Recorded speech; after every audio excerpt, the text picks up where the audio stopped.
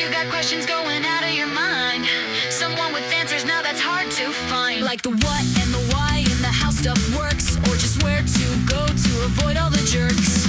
She's Gear Abby, Gear Abby, Gear Abby, advice that doesn't suck. Gear Abby. Hello there, my outdoorsy friends, and welcome to Gear Abby, where we tackle the controversial, weird, obscure, and taboo topics that other outdoor podcasts refuse to touch. I'm outdoor educator and writer Shawnté Salabert, and I'm here to answer your burning questions about our relationships with outdoor people, products, places, and pastimes. And I want them all, because remember, there are no dumb questions, just smart advice. All right, here's how it works. You're going to send questions to deargearabby@gmail.com, and I'm going to answer a couple each week here on the show. And as always, joining me today is my partner in gear, the producer of Gear Abby, and a guy whose middle name is Hastings, a fact that I still can't believe, Colin True. Why can you not believe that? It just sounds so fancy. I don't know. Colin Don't you know how Hastings fancy True. I am? Are you secretly a British lord? Perhaps. Our dear friend of the pod, Justin Hausman, did just text me, obviously listening to last week's episode, and all he wrote was Hastings. And I wrote, that's right, bow before your English lord. Oh, I love that. Well, speaking of Hastingsies, I do have a corrections corner today. Love a corner. I don't know. You do love a corner, don't Love you? a good corner. I feel like I should add, do you like, is it the facing inward of the corner, like Blair Witch style? Is that what you're into? Was he in the corner, or was it more just against the wall? I think like spoilers for the Blair Witch, a movie that came out nearly 30 years ago. 30-year-old spoiler. But I think he could have been in the corner. Was Baby in the corner? In my mind, Baby was not. They wouldn't let him put Baby in the corner. Baby was not. Baby was luckily kept out of the corner. Have you caught up on Heated Rivalry? I haven't seen it yet. I haven't had time. You really need to. It's delightful. I will. I've heard so many good things about it. But I did see a meme that for those of us who have watched it at the end where it's a shot of the two boys and it just said, nobody puts Baby in the corner. And I'm like, yes. All right. Let's blend Dirty Dancing 1988 sneaky abortion movie with Heated Rivalry, gay rights in 2026. This is great. Let's go. This is the future I want.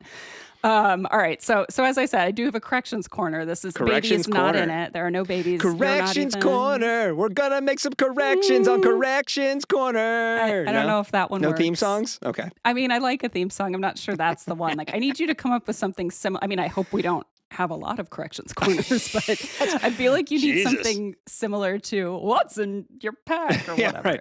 Corrections corner. Okay. All right. We can workshop it. So like I said, speaking of Hastingsies, I have been operating on very little sleep these last few weeks, as you all probably know. Colin definitely knows. Yes. And I made a small error in last week's segment about bear canisters that I only caught after I sent the audio file to Colin from my recording. And I was like, well, you know what? This is a good opportunity to introduce a new segment, Things I've Screwed Up. So Bruce Gear Abby's things she screwed up.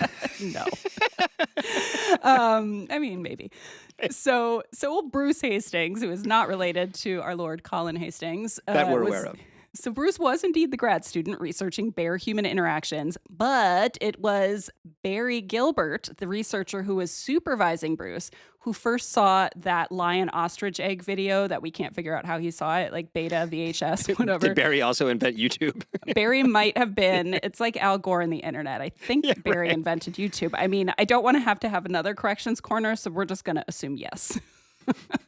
But by the way, Barry Gilbert, so the two of them were up in the Rockies conducting their studies before he moved old Bruce down to Yosemite or down to the Sierra. And he actually got attacked by a grizzly, like super gnarly, ripped off part of his face, like pretty rough stuff when they were up there doing their work. So that's kind of why he was like, go visit their tamer cousins in the Sierra. Wow. So, if you're not sure what we're talking about, go back and listen to last week's episode where we went through the history of bear canisters, basically. Oh, yeah. So I feel bad that Barry had a negative encounter, let's say, with a bear. That's putting it lightly. Right. That being said, it kind of adds a little bit more mystique to the movie when we want to make about the creation of bear canisters, and like knowing that there will be a full-on DiCaprio Revenant situation in the why these things exist. I mean, do you think maybe he's available? This could be like a sequel, and he Right? only has one Oscar at this point, so maybe this could be a Leo, second. Leo, if we want to show a bear attack, we know you're our guy. So Barry Gilbert, let's go. Barry. Nobody puts Barry in a corner. You know what I'm saying? A corrections corner. Unless it's a grizzly bear. Yeah, right. Bless. Sorry, Barry. All right. I also have a unique and new. We haven't done one of these in a while, but we got some listener mail that is relevant to a couple episodes ago when we talked about gators. So I am very, very pleased that listener TD sent not one, but 2 links to videos of the American alligator mating ritual. Okay, I need to get on this email thread. I feel very left out that I've not seen banging gators, but I feel terrible.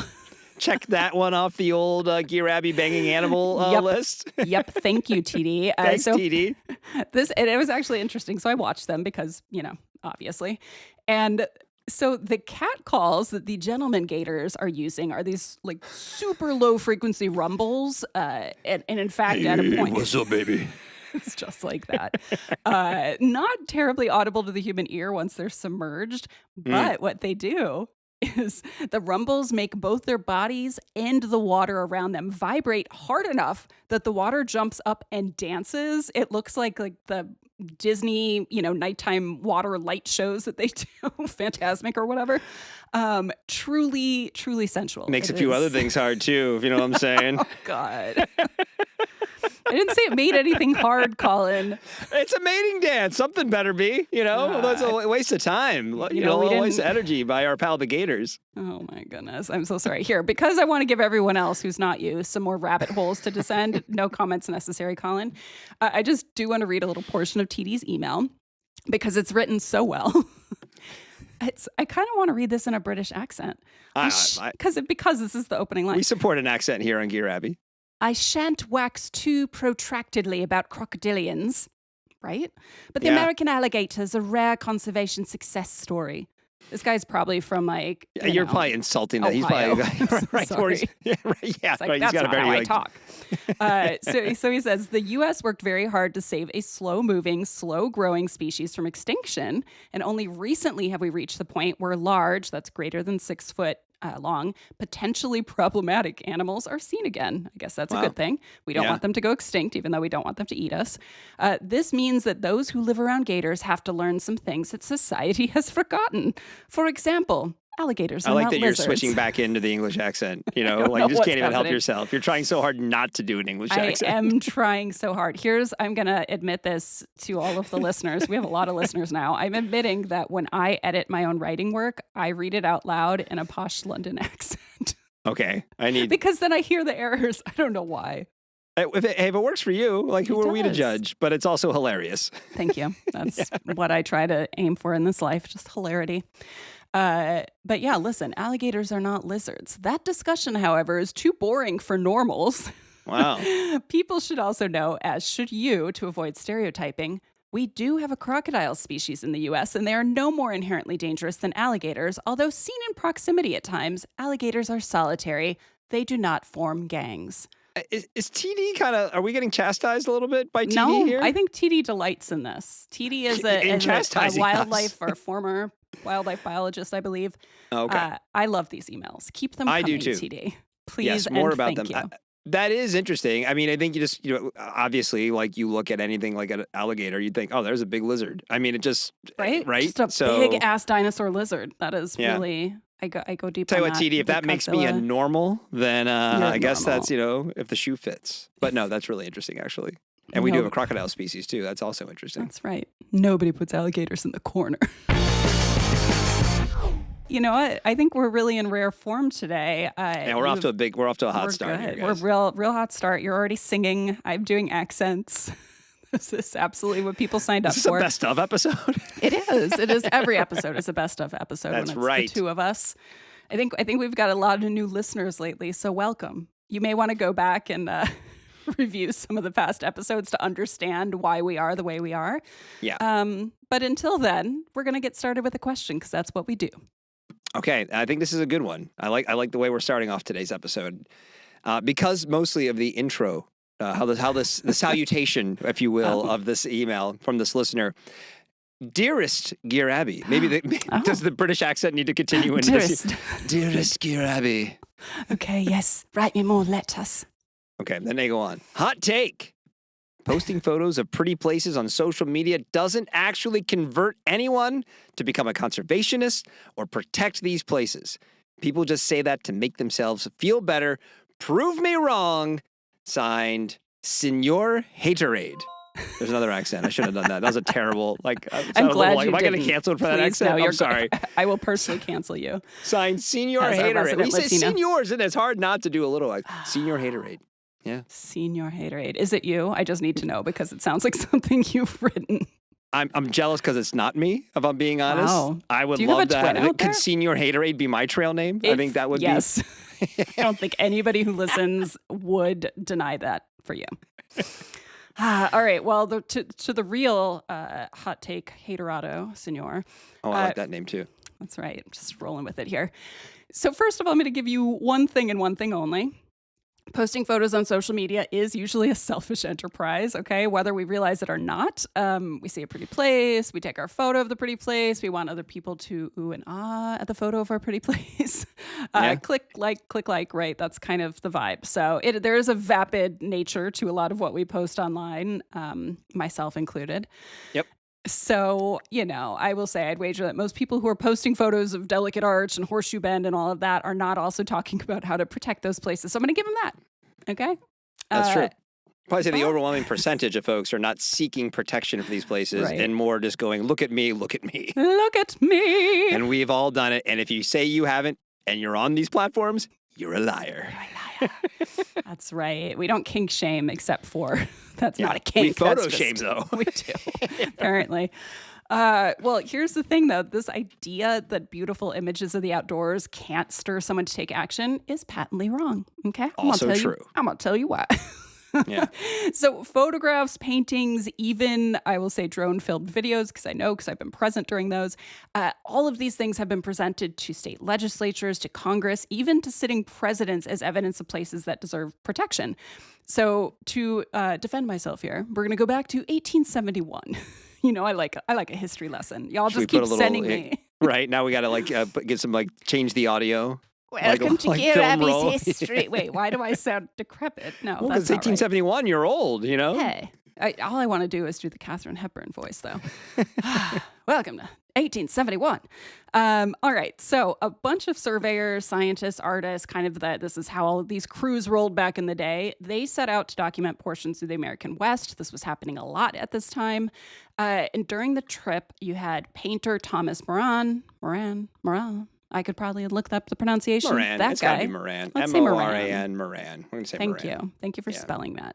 Make So a he's ruling out on there, he's creating these massive oil paintings, and William Henry Jackson was out there taking photographs using a giant, so one of those old-timey wooden box cameras with the giant glass plates, like heavy stuff, large format camera, doing their thing. The images that they created on that trip were used to convince Congress that the landscape they captured was worth protecting, which led to the creation of Yellowstone National Park. Okay. Yes, so check one. Okay. So something very similar happened in Yosemite. Of course, we know John Muir's words for various publications were super instrumental in that park, especially in that park kind of expanding. And so was his direct lobbying of politicians. He was taking Roosevelt out and everything. But before that, there was an entrepreneur. We're going to just give him that nice, he's an entrepreneur. Okay, he's he's an opportunist. But his name is James Hutching, and he had a magazine called, very egotistically, Hutchings California Magazine. He's like, it's me. He's a pick-me, okay? He would have been posting on Instagram if he was around in the day. Can we just say that? He was born way too early. I know, but also James allows us to check our box of mentioning California in every episode. So thanks, James. Thanks, James. You did a good job. Yeah, right. Doing it for us from the grave. So this guy, James Hutchings, commissioned illustrations of the valley, Yosemite Valley, for his magazine. Yeah. And that drew the first tourists to the valley, and later it would become the park. Very convenient for a guy who set up a hotel and, worked to make a buck however he could. He had like a sawmill, all this stuff going on in there. So he's like, come to this beautiful place and give me your monies. Ansel Adams, of course, had a role in all this. He at one point created a book of a bunch of photographs he took in the Sierra, and he sent that to Congress, and that actually helped persuade them to agree to creating Kings Canyon National Park. Of course, all of these early examples come with a very big asterisk, and that is that all of those gorgeous paintings, the photographs, illustrations, all that stuff that we want to ooh and ah over also helped push indigenous people off of their homelands. So since the government couldn't have actual humans encroaching on all this beautiful, pristine wilderness, that's not an oil painting. Christ. Yeah, seriously. So that's a topic for another day, and I would love to dig into that on the pod. Yeah, if seriously. anybody wants to ask that question, any question. There is kind of like this interesting reflection, we'll say, on the role that art actually played in that back in the day. So let's jump to the present. Photos and videos are still used to, enhance landscape preservation, and they're still being shown to Congress to make the case for, not drilling the shit out of things or whatever. Just to give one example. But I do also think that even though social media can be a very vapid place, like I said, there is still merit to posting photos of beautiful places, even if it doesn't directly spur action. Mm-hmm. For me, I think it comes down to we human beings, we need awe, we need wonder in our lives. Like it is scientifically proven at this point. And there are far too many incredible places that exist for us to even visit a tiny portion of them. So social media does allow us to see places we might not otherwise see. It's kind of the modern version of flipping through your aunt's, Encyclopedia Britannica set. Right. In a lot of ways, right? So, yeah, I mean, I do think people can be inspired, even if they don't visit those places. They might be inspired to visit places closer to home, and they might be inspired to learn more about them. I do think that's going to happen more if you actually post something substantial in the words that are used in your social media post. I do see people posting about whatever latest thing Congress wants to drill into and extract or deforest or build roads on top of. So that has been a good use of social media in the last few years, is rallying people to write and call their members of Congress. So I don't know. So I'd say Colin, just Colin, regular Colin. This is not me. David, it really is written like you. So since this wasn't you, though, what's your opinion? Well, yeah, I mean, it is, and I respect it. And look, as a fellow contrarian, I love takes like this as well. This one, though, it's even if you're right, which I think you're probably in the day and age of so many more photos, versus all the people you cited, where it was hey, these were the 6 people out here making these taking these images. Yeah, you're probably right. But also, how many of these people are trying to convert people to protect these places? And, the people just say this stuff to make themselves feel better. I'm like, well, who? Right. I guess I'm sure there's a contingent of influencers who are posting we got to protect these lands, that kind of thing. I'm sure. There are. But it's a bit of it's a take. I wouldn't really call it a hot take. I think it's a reaching take. Why don't we say it that way? A little bit of a reach. Tepid? A reachy take? It's a little bit of a reachy take. Because it's kind of okay. You might be right, but also who cares? I'm not sure this is something we need. So. That is a very Colin answer. Yeah. Respect the attempt, though, Haterade. Send more hot take. We love a hot take around here. Send it in. Send more. We want you specifically, senor. Because it was fun to learn those things. I mean, Ansel Adams, come on, legend, right? We got to talk. Legend, His photographs inspired. I mean, a lot of the people posting on social media are probably, especially in the hipstamatic age, probably very inspired by Ansel Adams. I'm glad, you know what? We got a little early fish shaking in the episode. We've sung, we've done accents, we've got some fish shaking in there. Listener fish shaking too, not neither you or I. So this is I love that. I love this. I'm so happy for us. Okay. Well, I want the good vibes to continue. I don't know about you. Do you? Of course I do. Okay, good. It's a podcast. We need people to stick around, see what's next. It was just a sad podcast. This is where you go to feel things. Yeah, this is a terrible podcast. We stick around and listen to us complain. Womp, womp, womp. Womp, womp. Welcome back to the Eeyore cast. Eeyore cast. All right, ask me another question, por favor. Okay. Hi, Gear Abby. Hi. I like that they didn't do deer. I like, I like that we got two different intros, by the way. Dearest right, we had and Dearest. Hi. I don't think love we've had this. either of those before. Okay, we have great listeners. Well done. Great. Well Good done, job. listeners. Okay, I need your help. I start the PCT in a few weeks, and my best friend was going to join me, and she just told me she can't because she actually has to stay home and work this summer. Lame. All right, I'm freaked. That was my commentary. I'm freaking out. We've been planning this forever. I've never hiked by myself, and I don't really want to. And the whole point was we were going to have this big adventure together before the next phase of our lives. Aw. I still want to hike because it's a dream of mine, but I'm just so sad and really don't want to be alone out there. I'm also kind of scared, honestly, because I'm a young woman and you just hear stories. Aw. So I listen to you and you talk about doing all this stuff alone on the show. So how did you get brave enough to do that? I feel like maybe this will be an opportunity for me to grow, but I need to get out of my head first. Thank you so much for your help. Signed, Sad Hiker Girl. No. Okay, first piece of advice, don't sign a letter to Gearabby, Sad Hiker Girl, because now you do have your trail name, and forever you're going to be Sad Hiker Girl. Sad Hiker Girl or SHG. Shug. You could be Shug, though, on the trail, which is a cool trail name. That's cool. No one will really know what it means. Yeah. Right. I'm going to There you refer go. to you as Shug for the rest Shug. of this segment of the show. Sugar! Oh, Shug, I'm sad for you. That's Yeah. a big deal. I would be sad, too. I would be so bummed out if I had plans with somebody to do something that big, and they're like, JK. I mean, I was sad. My friend Jay bailed on me the day before we were going to Zion National Park the first time I ever went there. And we already had the whole thing planned. It was like a 4-day trip. I was like, fine, I'll go by myself. And I had a wonderful time, to be honest. So, sorry, Jay. But listen. Loser, Jay. Loser. Jay's not. He's nice. Kind He of like bought- Shug's hiking buddy. Jay and Shug's hiking buddy should He's get your together hiking buddy, and bail on Jay. other people, I guess. You know? Yeah, maybe they could just start a side business. Bailing. Maybe people could pay. They're like, I don't want to do this. Can you bail for me? Do you want to be disappointed by your friends? Call us. We'll walk you through it. Oh, man. Well, listen, Shug, I'm sorry, but here's the thing. Your buddy dropping out does not have to be the end of the world. So I want to kind of break this into two parts. So let's talk about aloneness versus not aloneness, and then we'll talk about the whole bravery thing, or at least perception of bravery, okay? So first of all, you say that this is a dream of yours. So was that dream dependent on another person, or is it something that's worth pursuing even when your plans get screwed up a bit? Because it just like lives inside of you, okay? And you want to take this amazing opportunity to go out and see the world in a different way and grow as a human being and then write a book about it that becomes a major motion picture starring Reese Witherspoon. No promises. And I don't know. So what do you think? Is it the latter, at least the whole, dream living within you part? Then you're going, okay? Is Reese going to start, the wild cinematic universe? So it's just only producing movies about people finding themselves on the trail?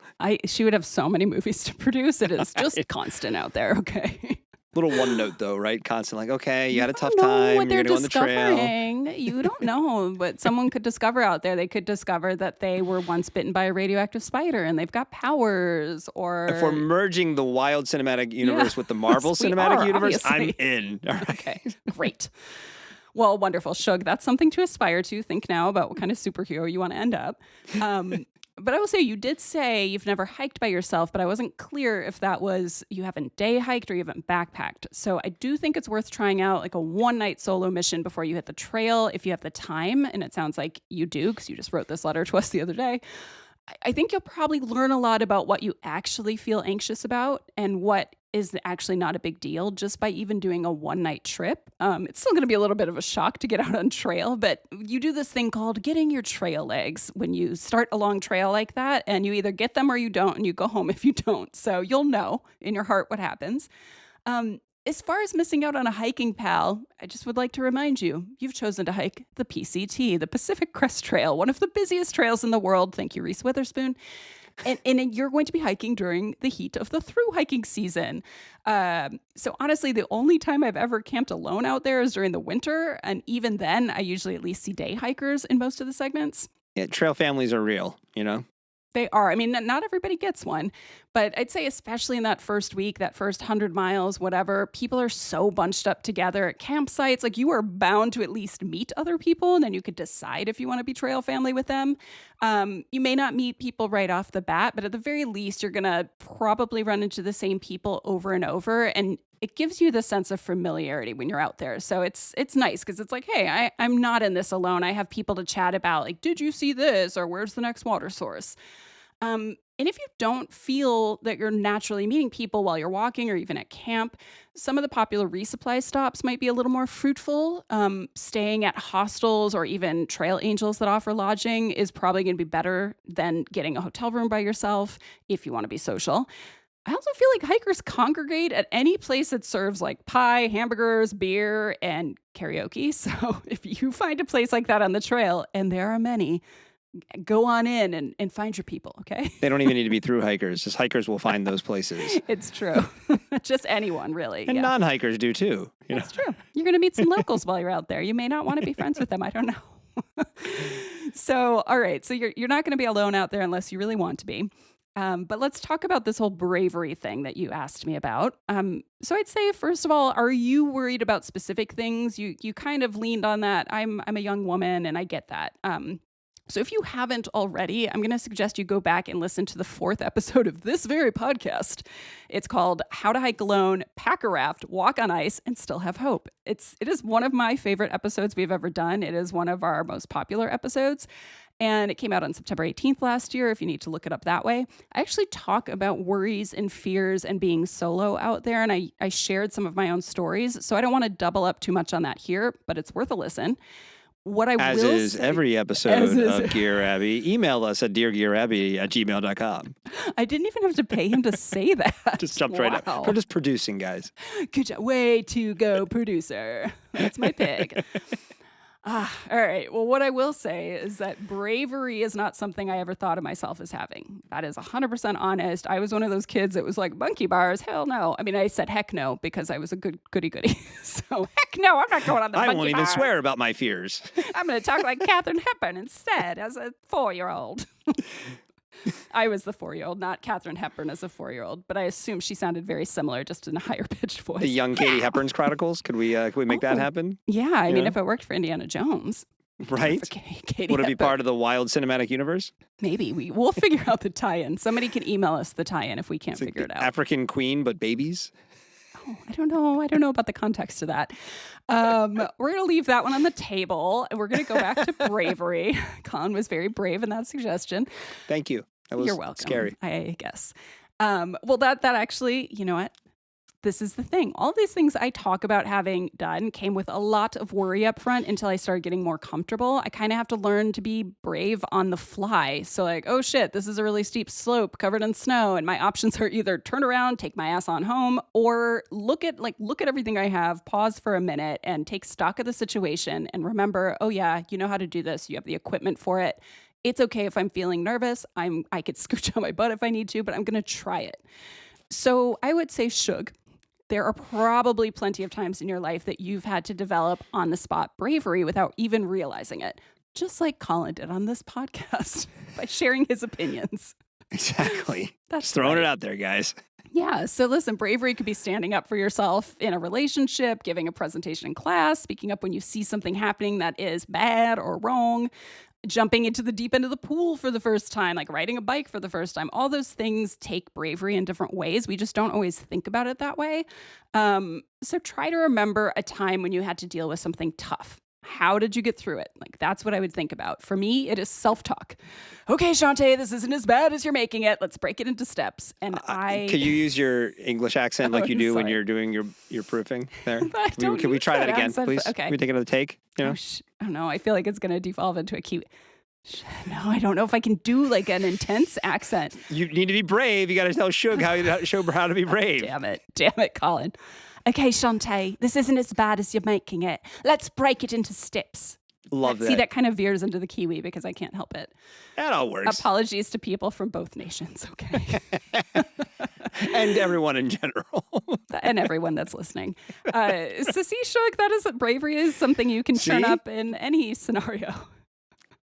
So finally, all right, not to get too therapy-esque here, I did used to be a social worker though. I want you to really dig deep and think about how you want to feel about yourself and how you want to see yourself at the end of your journey. So what do you want to be like when you finish this whole thing? How do you imagine yourself being and feeling? And that's whether you hike a week on the trail and dip out a month or the whole thing.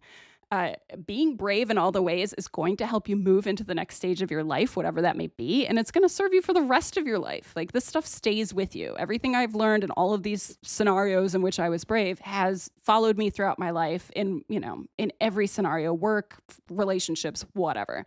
So think about that, harness that, go take your little night out there, Shug, and go forth and become happy, girl hiker. Okay? I believe in you. Look, I don't know who your friend is, Shug, okay? Maybe they really have something going on, but like, I gotta work. Like, you're talking about a 4 to 6 month experience, and now like, I mean, that's one thing if you're doing a weekend. Oh, I can't go backpacking with you next weekend because I gotta work. Like, I was gonna do half the year to do this. Oh, I gotta work. So like, that's number one. Number two is like, it's a bummer. I get it, all kidding aside. But you've made the plans, you've taken, and I understand being afraid. But, go start. It's not that far of a hike to the Laguna Mountains. And then at that point, if you're like, you know what, I'm just not into doing this myself, go home, right? But at least give it a shot. Go big or go home. Yeah, right. Gearabby said. That's right. Do you want to be part of the Gearabby multiverse cinematic wonder? What are we calling it? Well, the Gearabby cinematic universe, I'm into that too. So let's figure that out. I'm into it. I acronym anything. But it's, just give it a shot. And that's being brave too. So, channel your inner Lin-Manuel Miranda. Today's episode of Gearabby is presented by the one, the only, the most delightfully alliterative outdoor retailer in the game, Garage Grown Gear.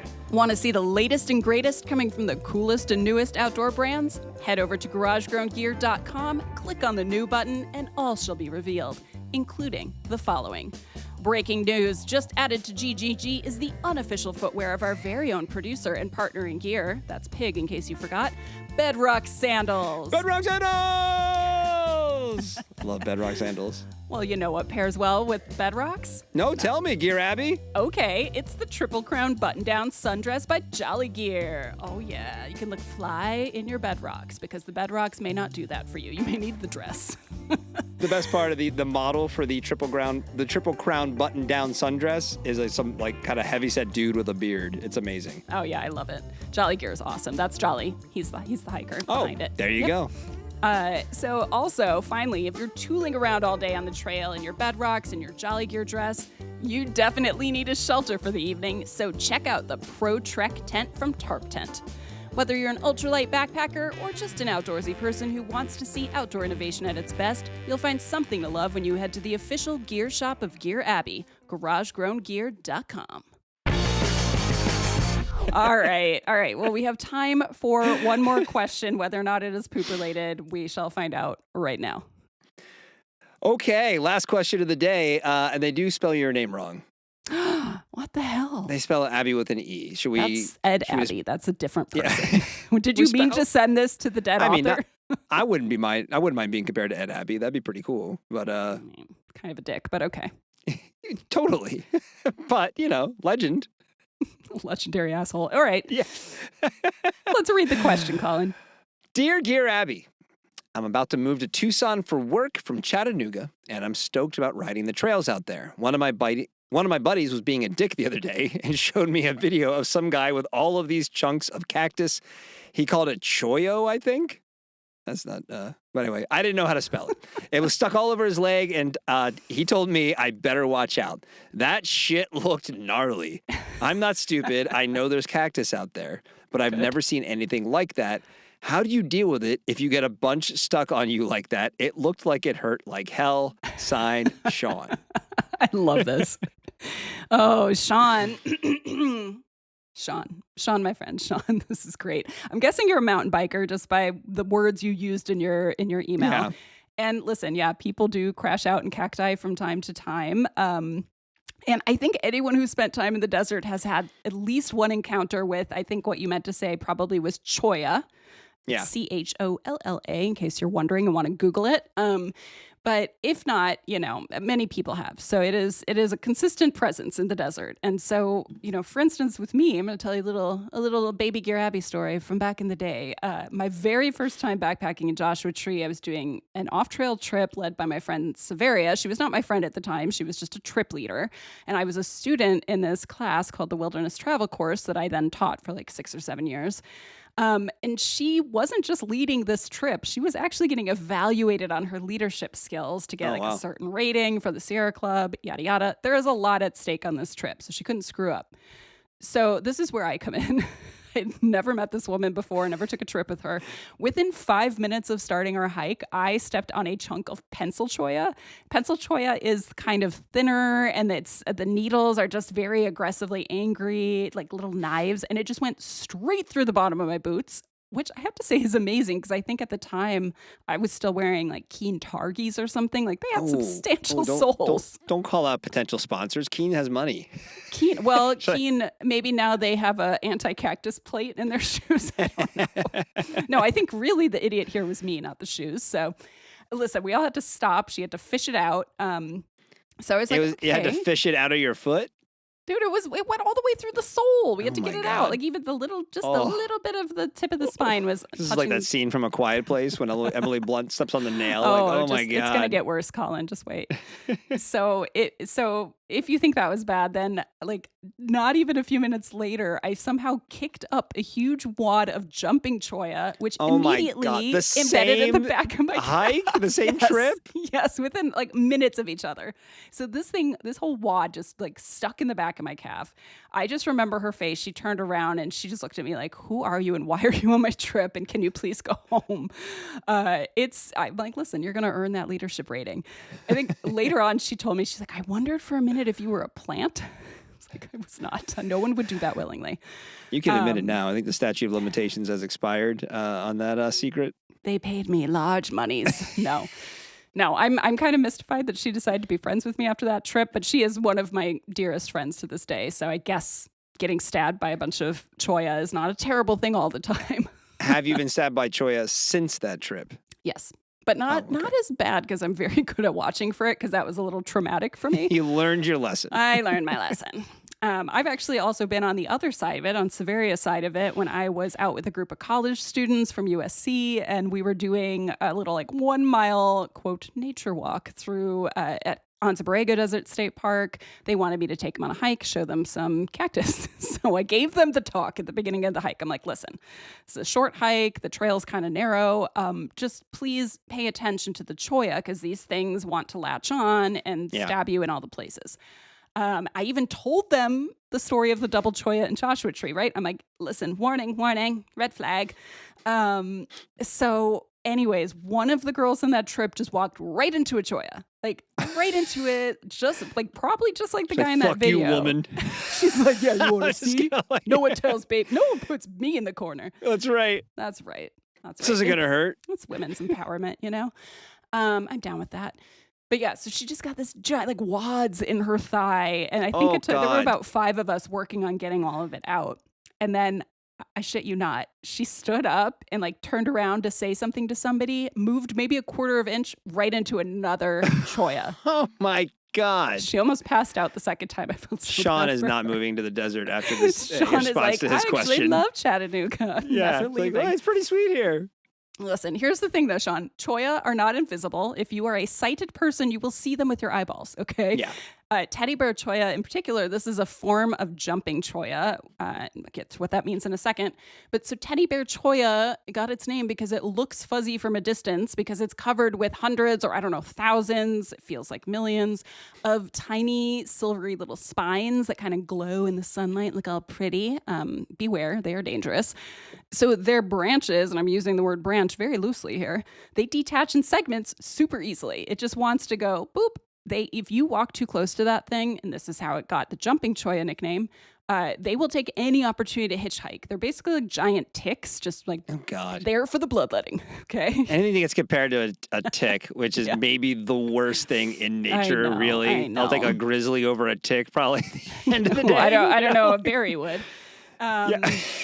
That's right. I guess he did. He's but- like, I have a few notes on that he's like, assessment, actually, sir. Colin, I'll be sending you an email. He just sends me a picture of his face. He's like, you don't do it.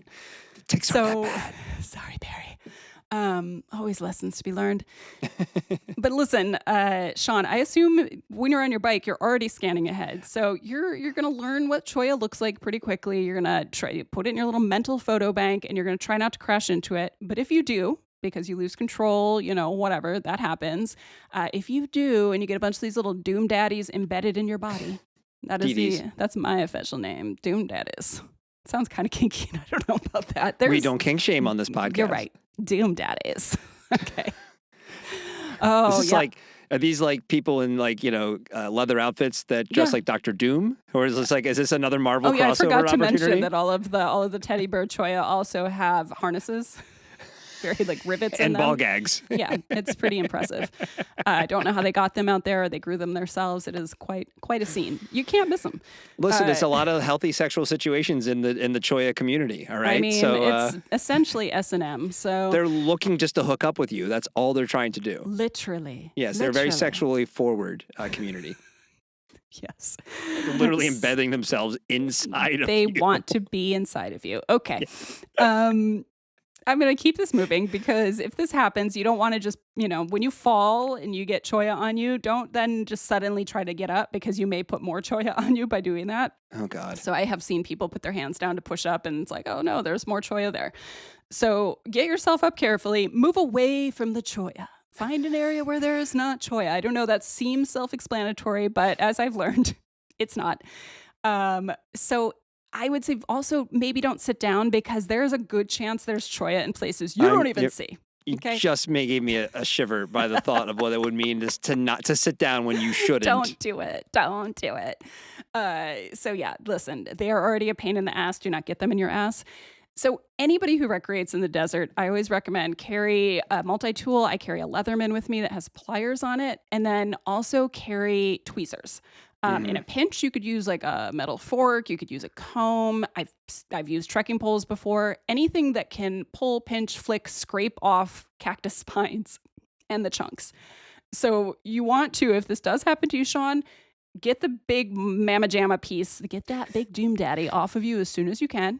Whether or not you like it, whether or not you're into the, ball gag situation, get it off of you as soon as you can.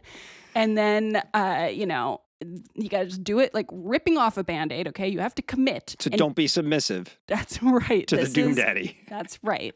You are also, in this case, you're the anti-Doom Daddy. There's just two daddies. You're working it out. Just don't flick this thing at somebody else because I've seen that happen too. I've seen any cholla. Oh my God. Any cholla accident that could happen, I've apparently witnessed.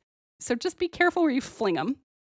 Once those big chunks are off, then you've got to try to get all those visible spines out. And I'm saying visible because guess what? There's a whole bunch of other ones that are not visible. They're like little filaments. They're called glochids.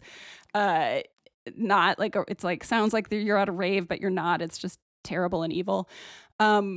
They will drive you to the brink of madness if you don't get the little ones off your skin, and they can actually cause irritation and infection. So once you get the visible big spines out, try to use those tweezers, get the little guys out. I've used duct tape sometimes if you really can't get them all out. I know people who put Elmer's glue, not super glue. Do not put super glue on your body. I'm just saying that as a blanket statement. Elmer's glue, let it dry, rip it off like you're at the spa and getting them wax. I mean, Doom Daddy likes the wax. This does sound, we're getting deeply S&M here. This could be somebody's thing. And if that doesn't work, we're not kink shaming. We're not. Yeah. If none of that works, you can try soaking in vinegar or Epsom salts, and that'll kind of soften up those glochids and the spines. By the way, they are barbed, not just at the tip. Not just the tip. The whole thing is barbed. The whole thing is made up of tiny little Doom barbs. Daddies don't play just the tip, all right? Right. They go on. Thank you for picking up that mantle, Colin. I left that there for you. Thank you. You're welcome. So My pleasure. Sorry about all of this, Sean. If this ever happens, just clean everything up afterwards so you don't get infected. Yeah. And above all else, Sean, make sure someone else gets this on video so you can show it to the next mountain biker who moves to Tucson, okay? Do your job. this makes it sound like, I mean, if you've never been in the desert before, like, and these are, I don't know, you spent a lot of time out there. Some of these things are I think, kind of an amazing coincidence that you've had this much experience with cholla. I definitely have had, so I have not personally, but I've been with people who, when they have had it, it happens. But I mean, everywhere has its things. I mean, having lived back east and mountain biking, I wrecked way more back east because guess what? You have slippery, wet roots and you have those kinds of things. You're not falling into cholla, but I definitely have more scars in my body from falling off my mountain bike in New England than I do from out here. And it's just, so like, it's just every place has its own sort of unique set of risks when you're going out there. Yes. I love the desert, but yeah, there's a lot of pointy, pokey things in there that are looking to rip your skin off your body. So you do just have to be aware of it. That being said, I mean, tell you what, your buddies back in Chattanooga are going to be very jealous of any non-cholla involved mountain biking videos you send them after you're living in Tucson. Tucson's a pretty magical place. That's right. That's right. Tell the Doom Daddies I say hello. Well, that's it for this episode of Gear Abby. A very special episode. Very special episode that Colin is probably going to laugh at while he edits. Until next time, send your burning questions about cholla or your relationships with outdoor products, people, places, and pastimes. The Doom Daddies might be need some. Just can't stop. Send your questions or your comments to Colin to deargearabby@gmail.com. I'm going to do my best to answer them or find someone else who can. We've got some cool guests coming up.